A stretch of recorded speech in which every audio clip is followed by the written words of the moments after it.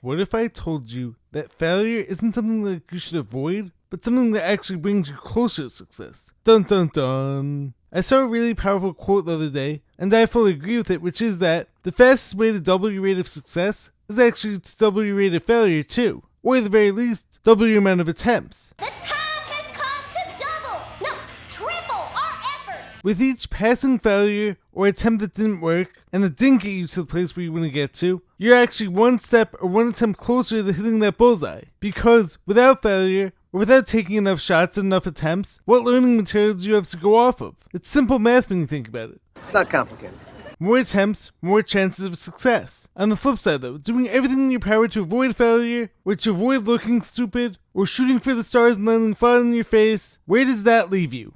Right about in the meaty part of the curve, average. Right in that meaty part of the curve. Not showing off, not falling behind. And if you're one of my listeners, I sure hope that you guys are shooting for way above average. So anyways, without further ado, I'm going to dive much deeper into this concept in today's video now. Let's get to it.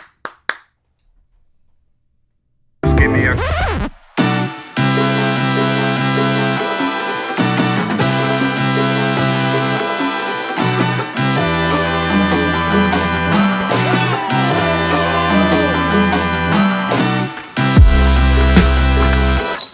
What's happening, guys? Welcome back to Jared and James channel. I'm Jared Weiss. If you guys know it must be now subscribe to the channel so you know what to do. Hit that subscribe button, make sure to leave a like, drop a comment, let me know your thoughts on this video.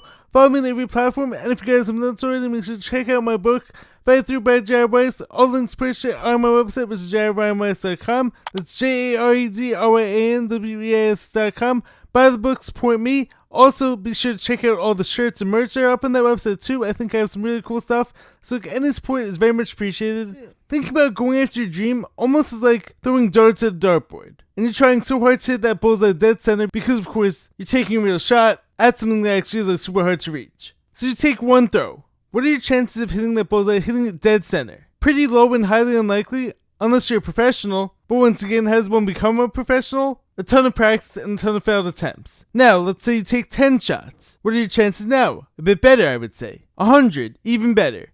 10,000. Now you're actually getting into pretty likely territory. I can do this. So now let's use this example for real life and translating it into my own life. If I make one podcast episode, what are my chances of reaching 1 million people or 1 million subscribers? 0.0. Super low, of course. But if I keep pumping them out every week, putting out content every day for long enough, eventually I'm bound to reach some level of success. And the same thing goes for anything. Whether you're playing a sport, looking for a new job, etc., the more attempts like that you know don't work, or that don't get you to that level of growth or success that you've been hoping for, the more of a sample space you actually have now to either adjust the plan or adjust the aim and recalculate. Oh, that didn't work.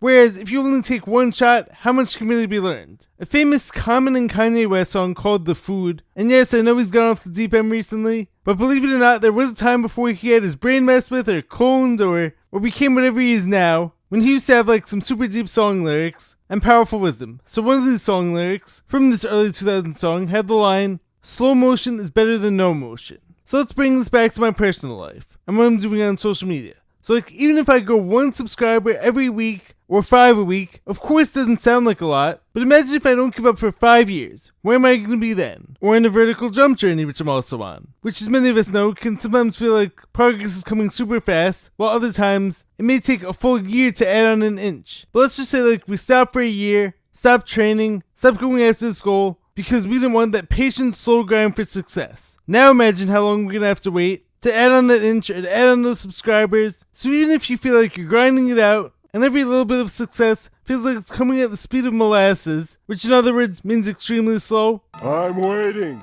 old man. See it as this is the testing grounds. This is the phase of the journey where you're going to have more patience, you're going to have to grind it out harder, slug it out more, but eventually you will see the light. But you don't get there without slugging it out through this phase. Next up, I want to share a good story that I saw the other day that perfectly illustrates this concept of accumulating more failures before reaching success. So of course, I initially found all the classic examples that many of us know about as long as we haven't been living under a rock, but then I stumbled upon one that I'd actually never heard of. So I thought to myself, this would be a good one to share. So, James Dyson and his journey to create the bagless vacuum cleaner. Stop me if you've heard this one before. I'm pretty sure most of us haven't, or at least I haven't. So as a youngster, he was always tinkering with gadgets and dreaming up solutions to everyday problems. His first idea was a new type of bicycle, but this was too difficult and too complex to manufacture. Next, he tried to design a new water filter, but his products kept falling apart. Each failure chipped away at his confidence, but he refused to give up. He poured out his heart and soul into every project and was able and willing to learn from every failure. After 5 years and 5,126 failed prototypes, he finally developed the world's first bagless vacuum cleaner, a product that would revolutionize the whole industry and make him a billionaire. Billionaire with a B. Billions and billions. So now, flipping this back onto you. Do you have that same level of persistence? Or would you have given up after the first try, or the 100th prototype failing? The overnight success often takes 5, 10, 20 years to actually come to fruition. So don't be the one who gives up too soon before you reach that point. Another story I want to share, which one I spoke about briefly on my Rabbit Hole Roundup channel a few months back, was the one of the author Jim Murphy and his book Inner Excellence. So, this guy wrote his book 5 years ago and ended up $90,000 in debt. He could have very easily called it quits, taken his book off of Amazon, and said that his dream of becoming a top-selling author just wasn't meant to be. That is, until this year, A.J. Brown, wide receiver on the Philadelphia Eagles, and also Super Bowl champion now, just so happens to get caught on TV reading his book on the sidelines during the game. What happened next? This book became a bestseller on Amazon 5 years after it was released. Sometimes you just have to plant the seeds with no way of knowing when they're going to grow. And I have no doubt the same thing could happen to me with my book. This past year, as many of you know by now, I released what I believe to be a super powerful motivational autobiography. After working on writing it for 4.5 years, and also a few weeks ago, I started releasing my own t-shirt line. So in my eyes, by me taking these actions, I view myself already as a success because first off, I'm doing what so many others would have been too afraid to do, but also because the seeds have now been planted and will continue to be planted as I continue taking action on my dreams and on my visions. So now it's just simply a matter of watching them grow when the time is right for them to, while of course planting new seeds, or as I said earlier, taking more throws or attempts or shots at the dartboard. There's no way of knowing when the seeds will fully bloom, but they're definitely starting to, and that's only because I took and am taking action on all these visions. The richest place on earth, as I've heard in the past, is the graveyard, because that's where people's untapped visions and dreams for themselves go to die. I will not let that happen to me, which is why I keep putting the pen to the paper,